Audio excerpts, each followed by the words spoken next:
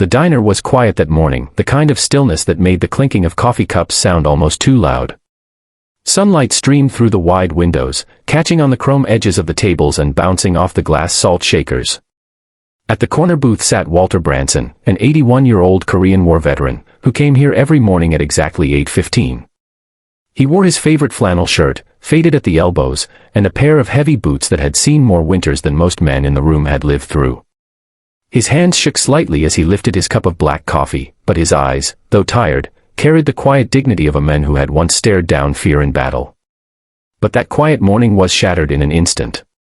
A younger man, broad-shouldered and mean-eyed, had been arguing with the waitress about his bill. His voice grew louder, his temper hotter, until he turned and noticed Walter watching quietly from his booth. Something about the old man's steady gaze, his calm presence, must have pricked the thug's fragile pride. Before anyone could stop it, he stormed over and struck Walter across the face. The sound echoed through the diner like a gunshot. Cups rattled. People froze.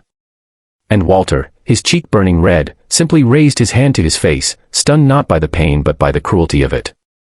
If you believe in kindness, in respect for those who came before us, and in the power of second chances, please take a moment to like this video, share it with friends, and subscribe to Kindness Corner. Your support helps spread these powerful stories of humanity. The diner fell into a heavy silence.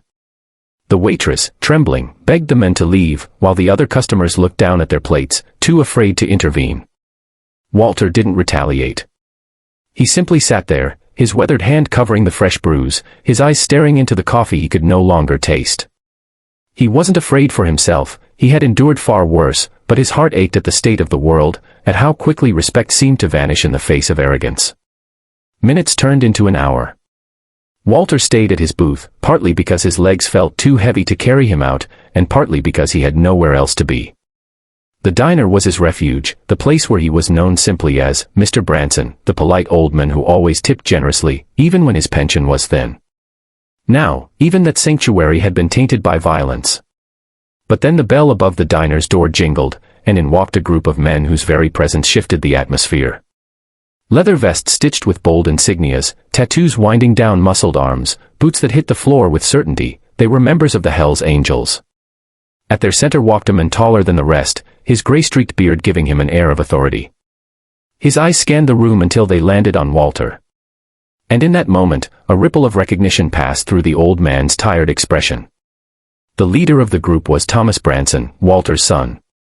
The thug who had struck Walter was still in the diner, smugly chatting with a friend near the counter, unaware of what was about to unfold. But Thomas saw the bruise on his father's face instantly, and his jaw clenched. The other bikers noticed too. The room held its breath, unsure whether violence would erupt again. But Thomas didn't charge forward. He walked slowly, deliberately, to his father's booth, sat down across from him, and placed a calloused hand over Walter's trembling one. The two men sat in silence for a long moment, the bond between them unspoken but unmistakable. Walter, who had once held his son as a crying boy in his arms, now looked at the men he had become, fierce, loyal, unyielding.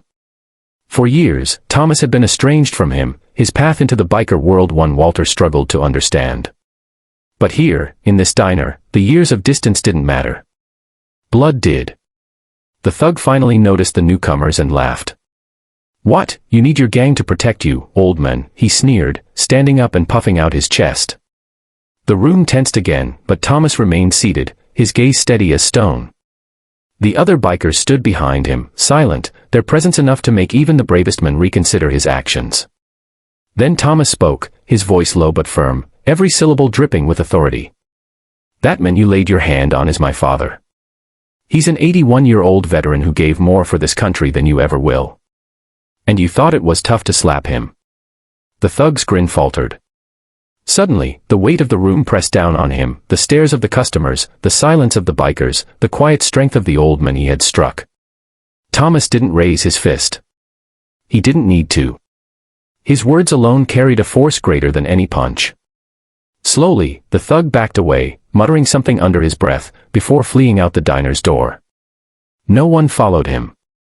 There was no need. His shame would follow him farther than any man could. Walter finally exhaled, the tension leaving his body. For the first time that morning, he allowed himself a small, weary smile. His son had defended him, not with violence, but with loyalty and respect. The bond that had been strained for so many years seemed to heal in that simple act. The waitress brought fresh coffee for the table, her hands still shaking, and quietly thanked Thomas and the others. Around the diner, customers began to murmur, the fear lifting as though sunlight had broken through heavy clouds. Some even approached Walter to offer words of respect, ashamed they hadn't acted sooner. Walter looked at his son, his voice raspy but steady as he said, "I fought battles long ago, Thomas. But nothing compares to the fight of keeping your family close." Thomas nodded, emotion flickering in his tough exterior. For all the years they had drifted apart, this moment had reminded them both of what truly mattered. From that day forward, the diner became more than a place for breakfast. It became a symbol of reconciliation.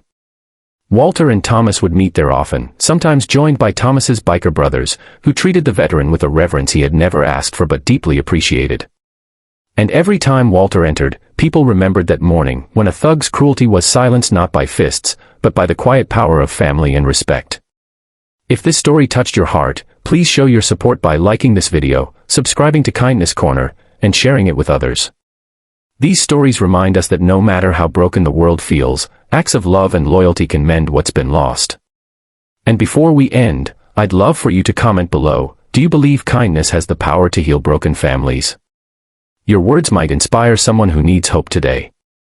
Walter Branson lived out his days with a renewed sense of peace, no longer just the lonely veteran at the corner booth, but a father who found his son again in the unlikeliest of places.